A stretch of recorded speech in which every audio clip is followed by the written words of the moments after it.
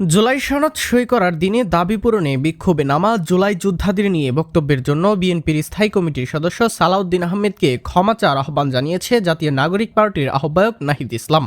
আজ শনিবার বিএনপি নেতার বক্তব্য শোনার পর তার প্রতিক্রিয়ায় রাজধানীর বাংলা মোটরে জাতীয় নাগরিক পার্টি এনসিপির অস্থায়ী কার্যালয়ে আয়োজিত সংবাদ সম্মেলনে এই আহ্বান জানান তিনি। মূলত জুলাই জাতীয় সনদে সই না করা এবং গতকালের অনুষ্ঠানে যোগ না দেওয়ার বিষয়ে নিজেদের অবস্থান জানাতে এই সংবাদ সম্মেলন ডাকা হয়েছিল। সেই প্রসঙ্গে কথা বলার পর নাহিদ ইসলাম বলেন, আরেকটি বিষয় আপনাদের কাছে বলতে চাই, কিছুক্ষণ আগেই আমরা দেখেছি বিএনপির স্থায়ী কমিটির সদস্য সালাউদ্দিন সাহেব, উনি গতকালের ঘটনায় জুলাই যোদ্ধা যারা গতকাল আহত হয়েছে তাদেরকে ফ্যাসিস্ট আওয়ামী লীগের অনুসারী হিসেবে আখ্যা দিয়েছে। আমরা তীব্র নিন্দা ও প্রতিবাদ জানাচ্ছি। গতকাল জুলাই সনদ স্বাক্ষর অনুষ্ঠানের আগে অনুষ্ঠানস্থল সংসদ ভবনের দক্ষিণ প্লাজায় অবস্থান নিয়েছিলেন জুলাই যোদ্ধা নামে কয়েকশো ব্যক্তি। পরে পুলিশ পিটিয়ে তাদের বের করে দেয়। এরপর তাদের সঙ্গে পুলিশের সংঘর্ষ হয় মানিক মিয়া অ্যাভিনিউতে।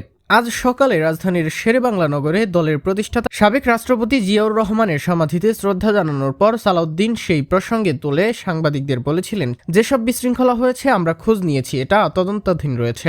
দেখা গিয়েছে এখানে জুলাই যোদ্ধাদের নামে কিছু সংখ্যক ছাত্র নামধারী উচ্ছৃঙ্খল লোক ঢুকেছে। সেটা ফ্যাসিস্ট সরকারের ফ্যাসিস্ট বাহিনী বলে মনে করি। আওয়ামী ফ্যাসিস্টরা বিভিন্ন ফাঁকফোঁ করে বিশৃঙ্খলার চেষ্টা করছে।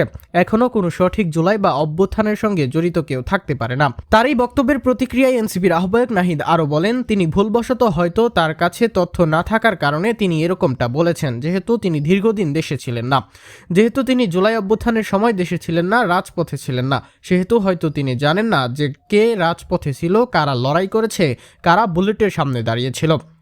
গতকাল পুলিশের হামলায় আহত ব্যক্তিদের জুলাই আন্দোলনে সক্রিয়তার কথা তুলে ধরেন নাহিদ ইসলাম এবং নাহিদ ইসলাম তখন বলেন, আতিকুল গাজী যার হাত কাটা গিয়েছে তাকে যখন ফ্যাসিস্ট আওয়ামী লীগের দোসর বলা হয়, যখন শহীদ মীর মুগ্ধের বাবাকে ফ্যাসিস্ট আওয়ামী লীগের দোসর বলা হয়, ইয়ামিনের বাবাকে ফ্যাসিস্ট আওয়ামী লীগের দোসর বলা হয়, আমাদের জন্য খুবই কষ্টের, খুবই বেদনাদায়ক। ফলে আমাদের আহ্বান থাকবে তিনি তার এই বক্তব্য অবিলম্বে প্রত্যাহার করবেন এবং সেই আহত যোদ্ধা ও শহীদ পরিবারদের কাছে ক্ষমা চাইবেন এবং তাদের সঙ্গে বসে জুলাই গণ অভ্যুত্থানের গল্পটা শুনবেন, ইতিহাস শুনবেন।